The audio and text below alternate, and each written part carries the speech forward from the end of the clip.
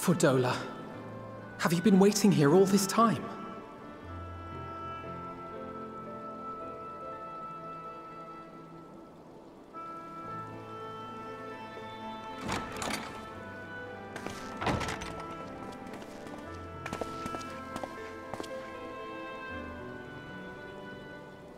We have done what we can.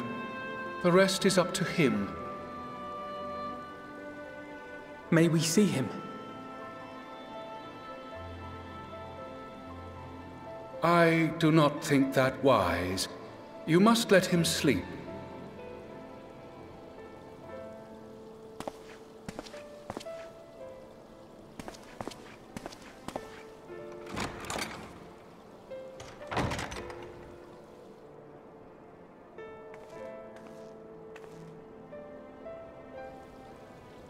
Thank you for bringing him back. He owes you his life.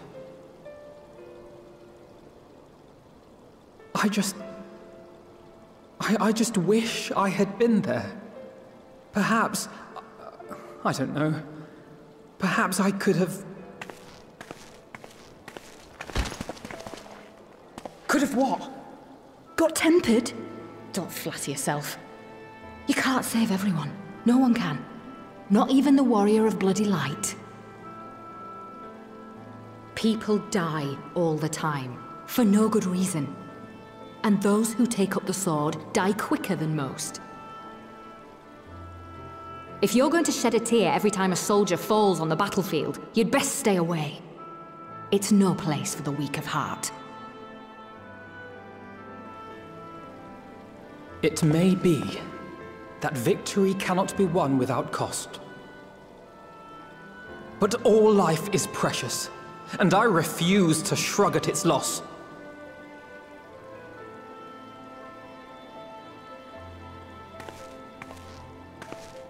All life is precious! Oh, you need to grow up, little man. Before your sparkling ideals get everyone killed.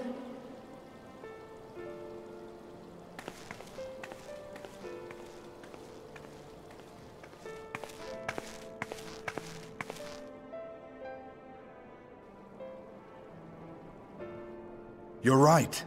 He is idealistic. But the world has more than its fair share of realists, like you and me.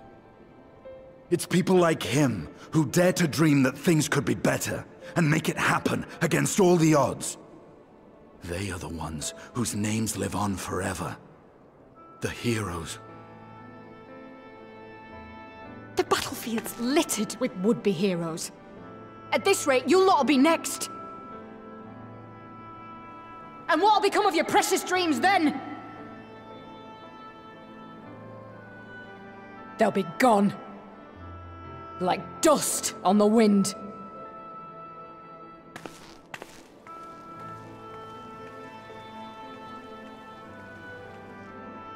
Dreams worth fighting for don't die so easily.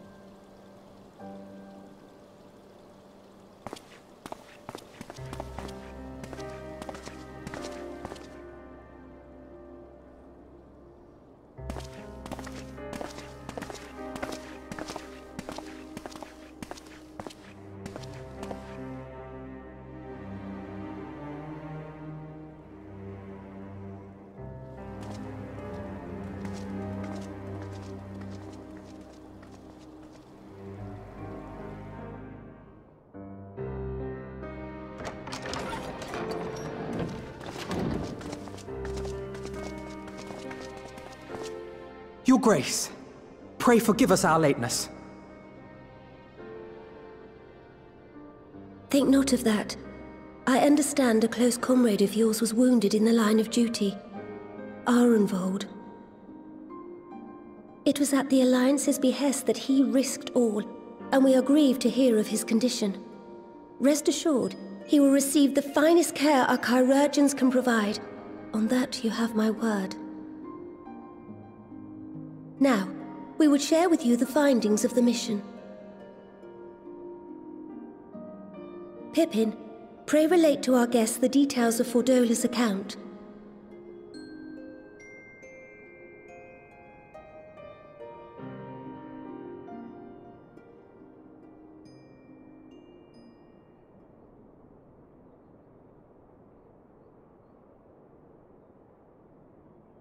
First Bahamut, now Ifrit. Or Lunar Ifrit, as Fan Daniel would doubtless have it. 'Tis now all but certain that the towers were conceived to facilitate the summoning of primals by those imprisoned within.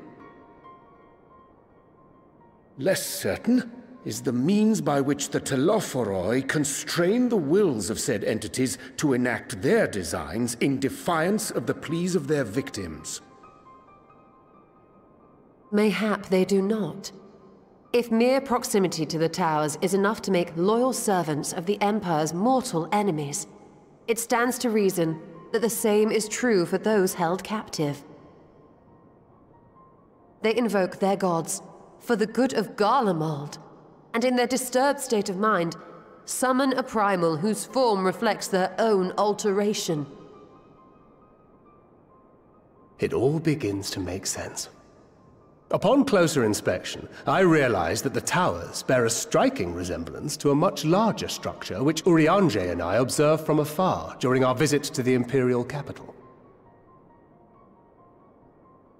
Assuming it too is capable of tempering those in its immediate vicinity, it would go some way to explain the swiftness with which the Telophoroi managed to rally so many Imperials to their cause.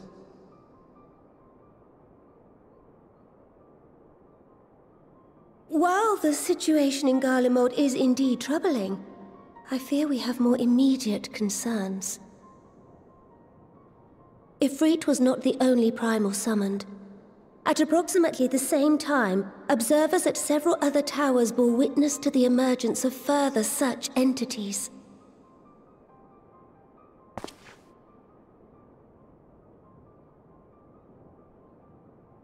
For a blessing, none appear to wield aught approaching the destructive power of Bahamut, and the Grand Companies are moving to deal with the threat even as we speak.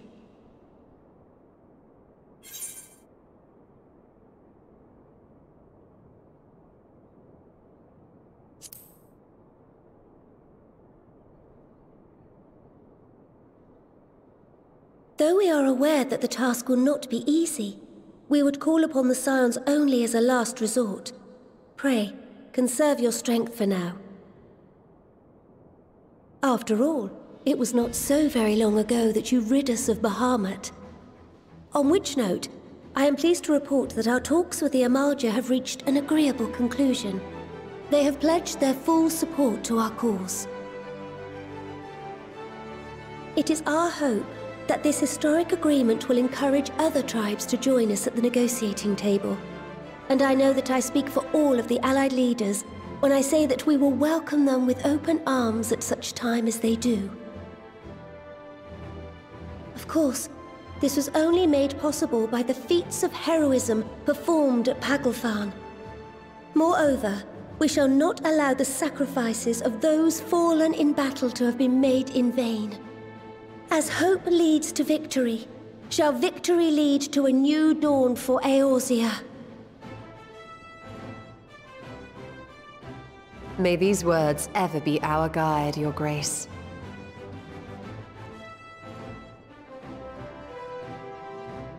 Now, if you will forgive me, I must consult with the Syndicate on the matter of our new allies' integration. Till next we meet, my friends, I bid you safe travels and blessed respite.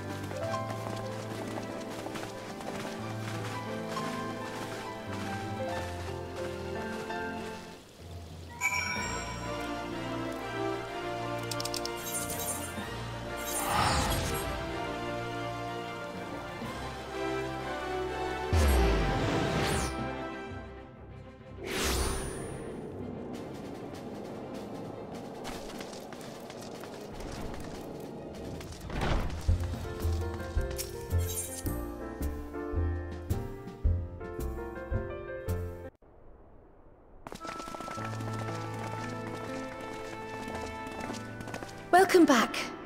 I expect you must all be exhausted. Ere you take your rest, however, I would beg a moment of your time. Thanks to Arenvold's selfless efforts, we may now be confident that we understand the function of the towers. But many questions remain regarding the reason for the summonings, and what lurks behind the looming edifice in Garlemald. Until such questions are answered, we will struggle to devise an effective strategy for thwarting the Telophoroi's stated aim. Nothing less than the destruction of this star. And so, given the gravity of the situation, I move that we petition the aid of Sharlayan.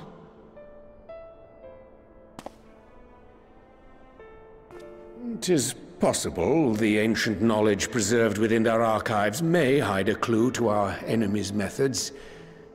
But given Sharlayan's established policy of non-intervention, our former colleagues are not like to aid us in its discovery. Oh, I well remember what they're like. The Forum's barefaced refusal to assist you in the days prior to the calamity must rank as Sharlayan's most shameful act since the Exodus. But were the final days to be reenacted, it would spell doom for us all. Surely even they cannot turn a blind eye to that. I trust we are all of the same mind on this matter. Urgent as it seemed, I took the liberty of petitioning the Alliance for leave to act as Eorzea's emissary, and have since received their blessing. I presume your role as a student of Baldessian will carry some weight with the Forum? One can but hope. If truth be told, our organization has been a shadow of its former self ever since the disappearance of the Isle of Val. But the name does still retain some degree of prestige. I only pray it will be enough. If there are no objections, I shall depart for Sharlayan at once. But before I do, I should also mention the other matter to which I would devote some time during my stay. After hearing what transpired in the first, I began to question the true nature of Hydaelyn's blessing, a topic I have discussed at some length with Y'shtola.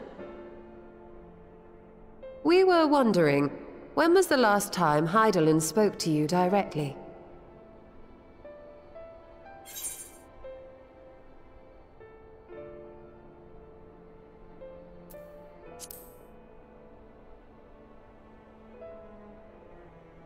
When Elidibus sought to make warriors of light. That was the voice which calls constantly, to all who might hear it. I spoke of direct communication, when Hydaelyn communed solely with you. A far rarer occurrence.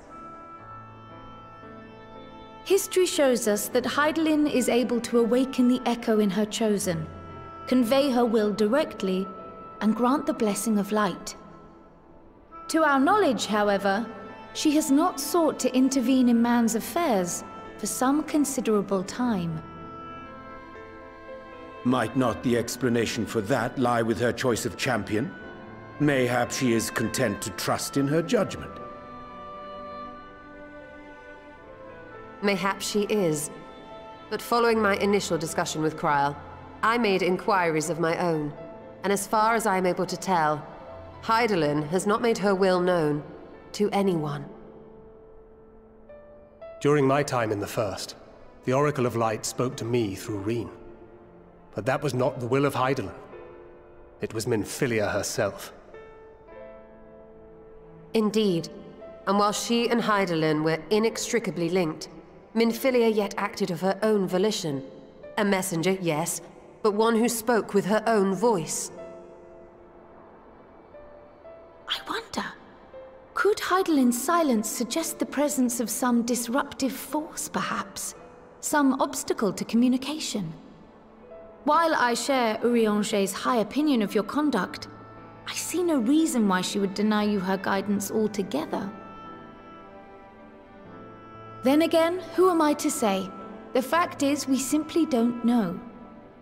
But if the explanation is to be found anywhere, I can think of worse places to look than the archives of Sharlayan, and their research on the Ethereal Sea in particular.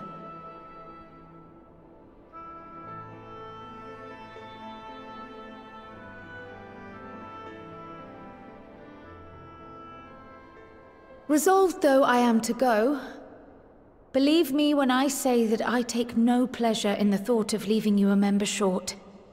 Now, of all times. Estinian, we stand on the eve of a struggle that will decide the fate of this star. One in which we Scions may play a telling part, yet we are but few in number. And so I must ask you again, will you join us?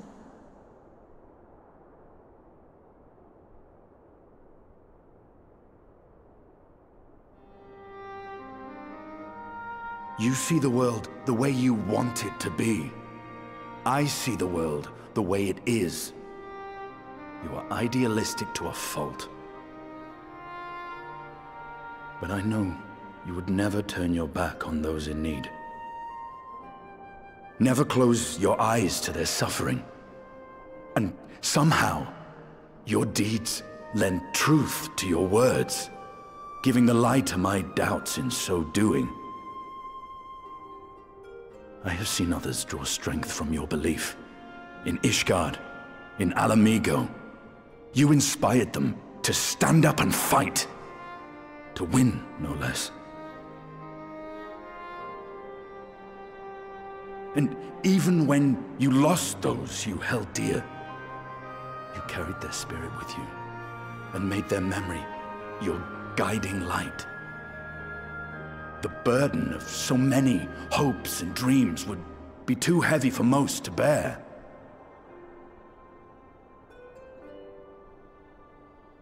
But you bear it willingly, as you have shown me. Some dreams are too important to let go. If you have need of my strength, it's yours. After all you've done, how could I refuse?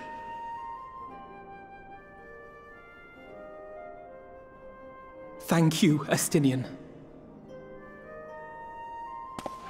Whatever challenges await us, I shall not falter. You have my word.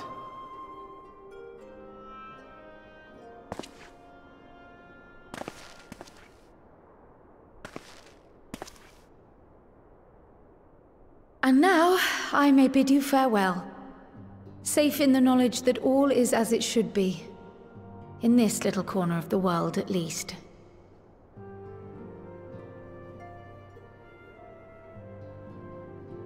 You will be sorely missed.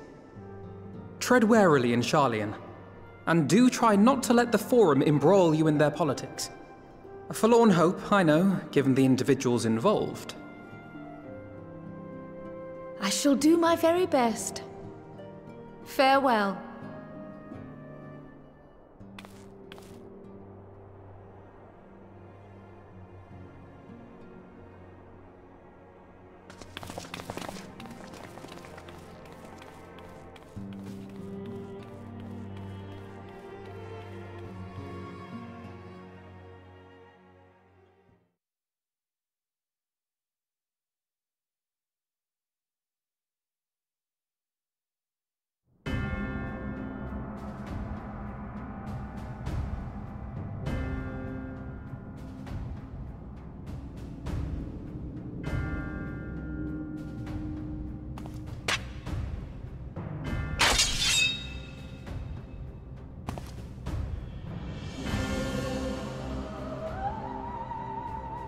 Well, does this one meet with your approval?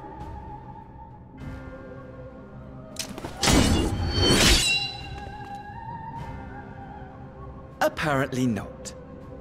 Or could it be that you're still upset about the dragons? You are unwise to remind me of so costly a failure.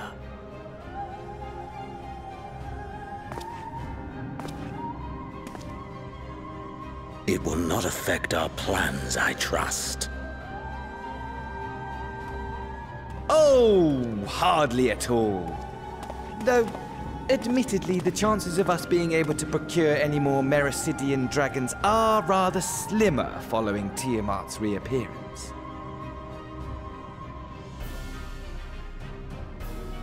Oh, but the seeds have been sown, my lord! We have only to wait for them to quicken! Speaking of preparations, is it safe to assume that you will be ready to control you-know-what? The hour draws nigh. This nation, forged for Ascian ends, will finally prove its worth. A mighty empire, now no more than an instrument of this star's destruction. What a pleasure it will be to put it to use. Which brings me back to our earlier topic. My lord, while I appreciate that it is not an easy decision, it really is past time you chose your weapon. There is one that I have been meaning to test.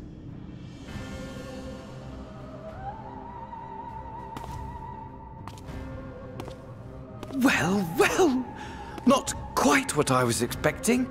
Though I will say, it does seem rather apt.